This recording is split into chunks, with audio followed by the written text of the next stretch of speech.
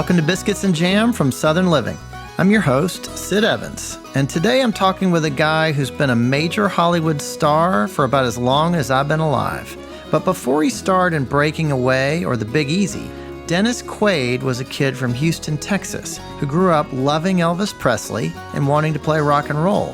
His early success as an actor led him to a major career in movies, but he never gave up his musical ambitions. As the longtime frontman of Dennis Quaid and the Sharks, he's built a reputation as a legitimate, high-energy rock star. Recently, though, he's moved to Nashville and produced an album called Fallen, a gospel record for sinners that reconciles his rediscovered faith with years of hard living and addiction. We'll talk about all that, his complicated history with the Baptist Church, and the first time he saw Willie Nelson on this week's Biscuits and Jam.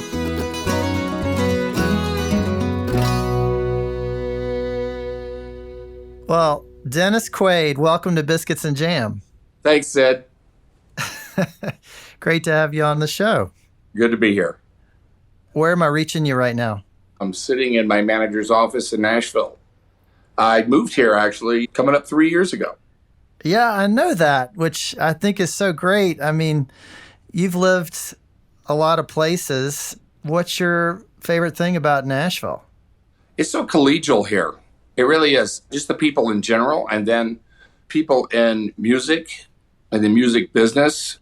There's a lot of collaboration. There's a lot of rooting for people, and there's a lot of helping each other out. Even big name people, they still like going over to each other's houses and just playing guitars. Do you feel like you and your wife have really kind of found your people in Nashville in a fairly short time? Yeah, I really do. My grandfather actually came from about 30 miles from here to Texas in 1903 in a covered wagon. So we're coming back. I have a lot of cousins here. So you got some roots. Yeah. Did you have a songwriting community when you were living in California? Yeah, but it was very scattered out, and you never heard about anybody getting together or for a write. You know, there was a great music scene going on back in LA in the 70s when I first moved out there, in the 80s and the 90s, but it's kind of left. You know? Yeah. And now you can just go right down the street and be with some of the best songwriters in the country. Yeah. I mean, I used to hang out with Bob Seger back in the 90s. Really? We had a really good time together. Late 80s, 90s. Yeah. And a few other people, but not like here. It's so vibrant here. Yeah. Music coming out of the pores. That's for sure. Well, you grew up in Bel Air, Texas, which is a suburb of Houston, right? Right. Tell me a little bit about your hometown. I've heard you say that you could actually walk to school. Yeah, I was 3 blocks away. I lived on Maple Street. It was the epitome of the lower middle class America, post-World War II. So I was born there in 54, started going to school, I guess, 59, 60, and it was a different era. It was a great boyhood. There were like 9 or 10 boys on my block, people that come back from the war, and they started having babies. And so, it was like a gang of kids. It was just fantastic. I had Little League Baseball about 8 blocks away, and I'm really glad I had the childhood that I had. Went down to the First Baptist Church of Bel Air. It was about 10 blocks away. We had a pool, a neighborhood pool, recreational thing. It was heaven for a boy. Do you still have family there? I moved my mother from there to Austin because I moved to Austin about 10 years ago. And I moved her there because she was aging and I wanted to have her be closer to me and taking care of her. And I think all of my other relatives have moved out. A bunch of them moved here, actually. So when I go back, it's hard to recognize the place. Even the house that I grew up in was under 6 feet of water during the hurricane that happened a few years back, and I went there for a first responders charity concert to help those people out, but it was gone. Oh, after Harvey? Yeah. Everybody had all their furniture out in the front yard, and I think the house was bulldozed after that. But you still feel really close to that community, it sounds like. Let's say I feel close to the memory, and there are some people that I went to elementary school with, I found out by going back there and doing that concert, that are still around, and they're just the sweetest people. Dennis, I always talk about food a little bit on this podcast, and especially when my guest is from Texas. Who was the cook in your family? My mom. Yeah. Yeah, my dad could make bacon really well. That was about it. Well, tell me a little bit about your mom's cooking. What were some of her specialties, or what was she known for? Chicken fried steak, fried chicken. We would have calf's liver once a week. And it was just this rotation, chicken and dumplings and salmon cakes, fresh green beans, and mashed potatoes with lots of gravy. Of course, you have to have your bread and put gravy on that, and put gravy all over everything because it was gravy and stuck to your ribs. Yeah. Yeah, remember that can of bacon fat that was in a coffee can that sat in the refrigerator because you didn't have disposals back then, so you put that stuff down the sink. And that got a lot of use, I guess. Oh, we had a lot of use, yeah. That's how you made your gravy, man. Yeah, calf's liver. Wow. Calf's liver, yeah. I still like it, actually. Haven't had it in a long time. They don't have that at the Palm, though, where I just ate. So. What about the holidays? Was that a big thing for y'all and for your mom? Yes and no. I mean, summer was the greatest. That was just one big long holiday. Christmas was good, but it was also one of those things where my mom always wanted to put Jesus in Christmas instead of Santa Claus. You know what I mean? So we hardly ever decorated our house. A little bit. I'm not saying they were strict or anything like that, but we just weren't the ones to do all the big decorations and all that stuff. We'd have a tree. And I loved Christmas, actually, up until I was like 12, when it got closed for Christmas one year. Because you don't know what to get a 12-year-old, so it got closed. Did that kind of ruin it for you? Pretty much, yeah. Dennis, I saw that you lost your mom a few years ago at the age of 92 or something. Is that right? 93, actually. She barely made it. You mentioned the church, and you've got this album coming out that's got a lot of close ties to the church. Was your mom a religious person? Yeah, she was very much of the spirit. She was a Christian, and she was raised like that. My grandfather, her father, he was a farmer and worked as a wildcat on oil rigs and things like that. And he also was a tent preacher to make ends meet for a while and sold Bibles door to door. So we went to church quite a bit growing up. And I don't know, I became disillusioned with the church, actually, around that same time, about 12. I forgot my offering for Sunday school. I really got ripped for that. And, my 12-year-old point of view of what hypocrisy was, church wasn't supposed to make you feel bad. And this was the Baptist church. Yeah. I think I made it a lot bigger than it was. But anyway, I looked around the world, and what they were saying in church was either hellfire and damnation, or it was these pretty sayings that didn't really apply to real life. I think my parents were getting a divorce also around that time. And so I think that maybe kind of splintered things as well. Anyway, in high school, I read this short novel, Siddhartha, Hermann Hesse. It's really the story of Buddha, sort of hidden in novel form. And I was really quite taken about it. That kind of started me on a path. And I read the Bible. I read it cover to cover at the age of 19. And I've read it like 4 times now, once every 12, 15 years. It changes a lot. I can continue on if you want. Yeah, well, I'm really curious about this because it's so connected to the new album and the path that you've been on. Right. And I'm curious about the church itself, too. I mean, was this like a pretty formal place that you went to? Yeah, I got baptized at the age of 9. The Little League assistant baseball coach of my brother came to the house, talked to him about getting baptized.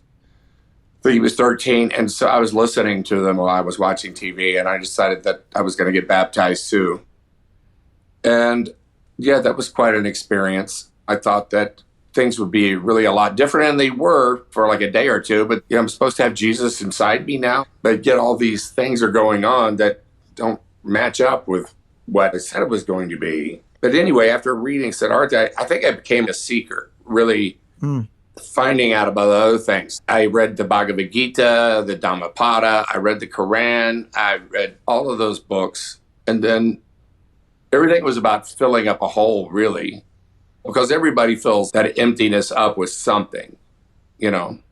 Yeah. And those somethings are fun, and then they're fun with problems, and they become problems. Then into my mid-30s, you know, really had a bad thing going on with cocaine. I think it had taken over me, and had one of those white light experiences, and I checked myself into rehab because I saw myself dead in 5 years, or losing everything I had, or in jail, or whatever. And so I'm glad that happened. 30 days, and I got it. I quit. And I spent the next 2 to 3 years really gnashing my teeth, staying away from all that, and also because of that hole that was still there that needed to be filled. And that's when I went back and read the Bible again. And this time I was very struck by the red words of Jesus. And from that, what started to happen was a personal relationship with Jesus. And that's really what it's all about. What he was saying was the good news, which was about heaven, but it was also about teaching us how to have heaven here on earth and to live that in our hearts. And of course, we're not perfect, and it doesn't go on all the time, but it really finally clicked. And it wasn't all at once. It's just something that's become more and more real to me as time has gone by. Well, it seems like it's become very profound for you, and you just have a much, much different experience with spirituality than you did as a kid, obviously. And you've been on quite the journey. Yeah, but at the same time, it's also the same when I go back to those times when I was 5 or 6 in Sunday school. Yeah. You know what I mean?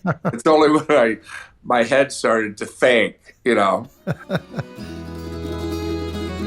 After the break, I'll talk more with Dennis Quaid about some of his musical heroes, from Johnny Cash to Chris Christopherson, and his new album, Fallen.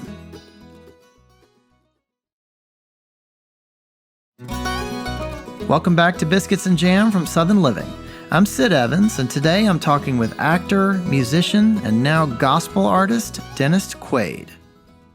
Well, Dennis, I want to talk to you about religious experiences with music, so to speak. When did you hear something that really set your soul on fire musically for the first time? Oh, that'd be Elvis. There was a song, too, Purple People Eater, that was going on back then. Blue Suede Shoes. Of course, that was Carl Perkins, but Elvis did it. Hank Williams. Yeah. Eddie Arnold, I really liked. I'm just talking about a kid in the back seat and the parents playing the radio, you know? You know, I also think about a kid growing up in Texas in the 60s. You were surrounded by so much music from Texas and so many people. I mean, I got to ask about Willie Nelson. I mean, Willie just turned 90 this year. And as someone who grew up around that, did you discover him kind of back then or later, or what does his music mean to you? I didn't know of Willie Nelson, but when I was 11, on Labor Day weekend, 3 years in a row, we went to this dude ranch, which is in hill country of Texas. My parents got tickets and saw Willie Nelson. He had just come back from Nashville, and he had really short hair and long sideburns around the early mid-60s. Of course, fast forwarding to Jerry Jeff Walker and Waylon Jennings, Willie, and the whole Luckenbach thing that grew out of there had a profound effect on me. That whole Austin scene and the Armadillo, the rise of Texas music. In fact, I just got invited to play the 50th Luckenbach reunion. Oh, that's great. What an honor. I jumped at it. It was really fantastic. Jerry Jeff became a friend of mine in the last couple of years of his life. And I was really mad that he left, but I felt like we got kind of close. We talked a lot on the phone, and, you know, just saw him every time I went to Austin. I want to just say a few names and just tell me kind of the first thing that comes to your mind. Johnny Cash. Johnny Cash is my original. I mean, I knew of Johnny Cash, but when I started playing guitar, is when I really got into Johnny Cash. Got my first guitar at 12. And I started playing Johnny Cash right off the bat. For one thing, he's easy for a young guitarist. It's simple chords. And I could never shred a guitar. I knew I was never going to do that. So songwriting was my defense. And Johnny's songs, they're stories. And they just really stay with you. And he's simple, love a sense of humor. I wanted to be him, that rebel thing that he had going on, which is really what my record is. You have this rebel outlaw thing, and you got this man of God at the same time. Yeah. I never met him, but I did talk to him in June. He was in the hospital when I was doing Great Balls of Fire or something, and they called. Wow. Charlie Pride. I remember when Charlie Pride came out in the 60s, and my dad loved him. I didn't really grow up in a kind of racial atmosphere or whatever. And when he came out, nobody knew he was black because Jack Clement, who was also my mentor, by the way, he put his record out without his face on it. And he got accepted, and then he used to go out and do concerts, and he'd come out and say to people, I guess you're all wondering where I got this permanent tan. But yeah, he was something else. And in fact, I went and met him and got the rights to do his story a year before he died. He died of COVID. I know. And we're still going to do it. We have a script written for it and everything. His wife, Rosine, she's still here, and she's an incredible lady. One more I want to ask you about, and that's Chris Christopherson. He was a huge hero of mine, starting from about 17. It's hard for anybody to come close to him and take the ribbon from your hair. And Bobby McGee. Yeah. They'll be singing Bobby McGee in 500 years. Yeah. One of the songs that's on the record is On My Way to Heaven that I wrote about 30 years ago. Tanya Tucker heard this recording I did of it, and she called me up out of the blue. I hadn't talked to her since my 20s when she was my leading lady in this TV movie. And she said, I love this song and I want to do it. I went, wow. Okay, yeah, of course, you can do it. And then she said, okay. And then she called me back 2 minutes later and said, Chris Christopherson wants to do it too. So she went off and recorded it, and then going to do Chris's part in Shangri-La Studios out in the West, where Dylan and the band and all of them are. So I go in there, and there's only 2 studios. I walk in the wrong one, and there's Neil Young at the board. So backed out to go to the next one, and there's Chris. Tanya's doing the lyrics with him, and it was just, I had the luckiest life. All the stuff that's happened to me, and I've gotten to be around, and I got to pinch myself. And he's just the greatest person, most soulful eyes, and what a story, and what a great man.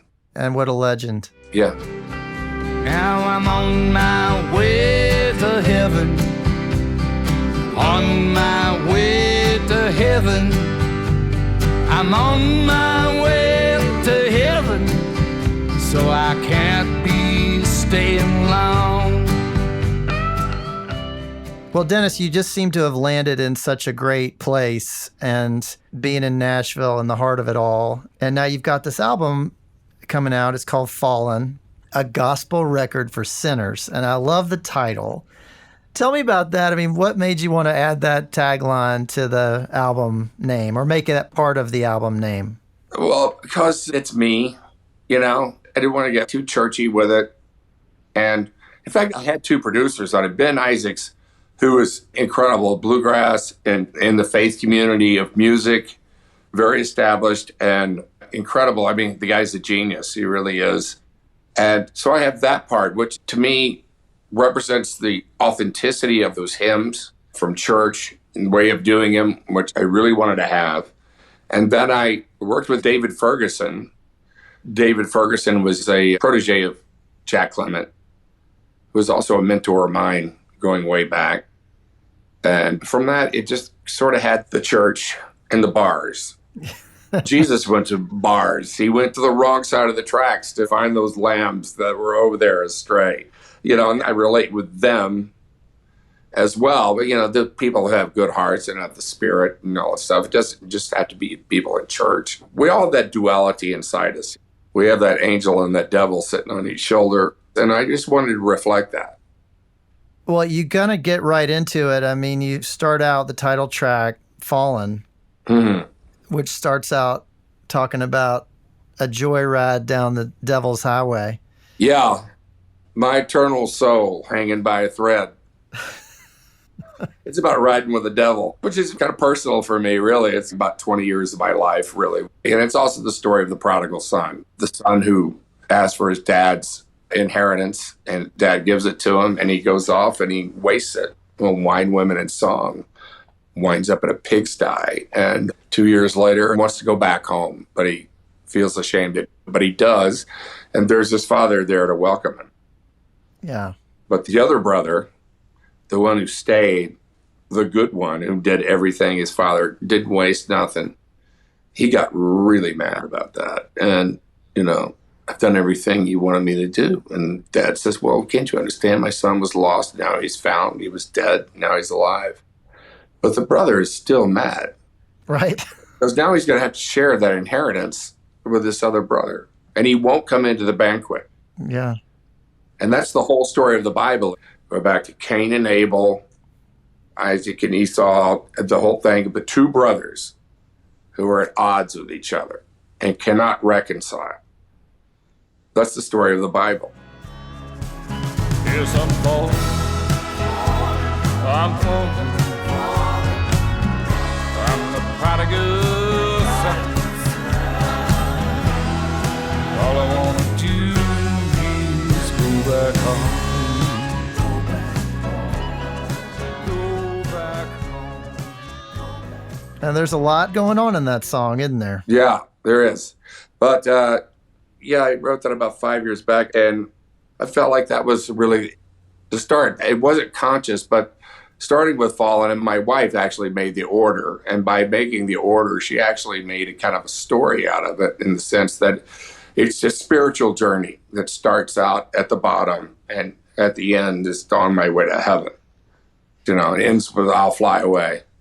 Yeah, I wanted to ask you about that too, because you've got some great classic songs on there, classic old hymns, Amazing Grace, What a Friend We Have in Jesus, I'll Fly Away. I mean, are these songs that you remember from being a kid or that you discovered more recently? Yeah, there was songs from growing up in the Baptist church. What a Friend We Have in Jesus was my mom's favorite hymn. Life is Like a Mountain Railway. Harry Dean Stanton taught me that song. That was on the first movie set I was ever on, which was Missouri Breaks, and my brother was doing it. Yeah, I became close with Harry. And in fact, on the front of that song, there's a tape of me and an older guy that I recorded on my phone. That's Harry.